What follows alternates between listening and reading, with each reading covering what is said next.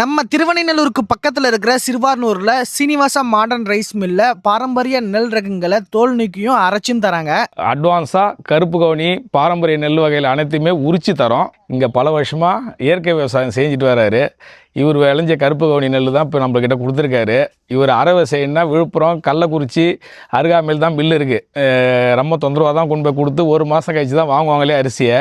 நம்மக்கிட்ட கொடுத்தா ஒரு வாரத்தில் நம்ம ரெடி பண்ணி கொடுத்துட்றோம். கல்மரச்சிக்கு நம்ம ஏரியாவில் கிடையாது, இது நம்ம தான் புதுசாக போட்டிருக்கோம். ஏற்கனவே ஆதி காலத்தில் வந்து மாடு வச்சு கல்லில் வச்சு செய்கிற மாரி ரொம்ப ஸ்லோ ஸ்பீடில் கல்மர செக்கில் ரெடி பண்ணியிருக்கோம். வாகை மரத்தில் உலக்கை போட்டிருக்கோம். இங்கே வந்து ரைஸ் மில் மட்டும் இல்லாமல் நாங்கள் பாரம்பரிய முறையில் கல்மர செக்கு எண்ணெய் ஆட்டி எண்ணெயும் சேல்ஸ் பண்ணுறோம். பாரம்பரிய அரிசிகளை எல்லா அரிசியும் ரத்தசாலி, கருப்பு கவுனி, மாப்பிள்ளை சம்பா எல்லா அரிசியும் விற்பனை செய்கிறோம். இன்றைக்கி கல்மர செக்கு எண்ணெய் வந்து 5 லிட்டர் வந்து 1350 ரூபாய்க்கு சுத்தமாக கொடுக்குறோம். கற்பூரவள்ளி வாழை இது.